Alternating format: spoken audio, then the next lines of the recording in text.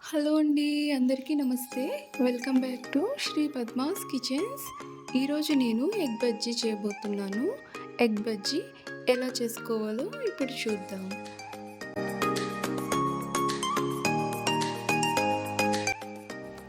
Cut చేసి పెట్టుకున్న 4 ఉల్లిపాయలు, 2 కప్పుల శనగపిండి, 1/3 కప్ కార్న్ ఫ్లోర్, 2 స్పూన్స్ జీలకర్ర, 1 స్పూన్ అల్లం వెల్లుల్లి పేస్ట్, కరివేపాకు, కట్ చేసి పెట్టుకున్న పచ్చిమిర్చి, 1 స్పూన్ కారం, హాఫ్ స్పూన్ సాల్ట్ అన్నీ వేసుకొని బాగా కలుపుకోవాలి. ఇందులో వాటర్ వేయకూడదండి. వాటర్ కావాలనుకుంటే లాస్ట్లో లైట్గా వేసుకోవచ్చు. వాటర్ వేయకుండా కలపాలి. ఆటోమేటిక్గా వాటర్ వస్తుంది. నేను 4 ఎగ్స్ని ఆల్రెడీ బాయిల్ చేసి పక్కన పెట్టుకున్నాను.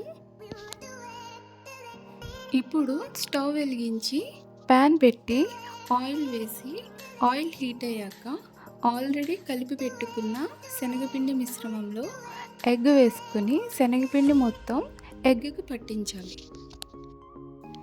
ఇలా అన్ని ఎగ్స్కి శనగపిండి మిశ్రమాన్ని పట్టించిన తర్వాత ఆయిల్లో వేసి ఫ్రై చేసుకోవాలి. ఒక్కొక్కటిగా నెమ్మదిగా వేసుకోవాలండి. మీడియం ఫ్లేమ్లో పెట్టే వీటిని ఫ్రై చేసుకోవాలి. ఫాస్ట్గానే ఫ్రై అయిపోతాయి, ఎక్కువ టైం పట్టదండి.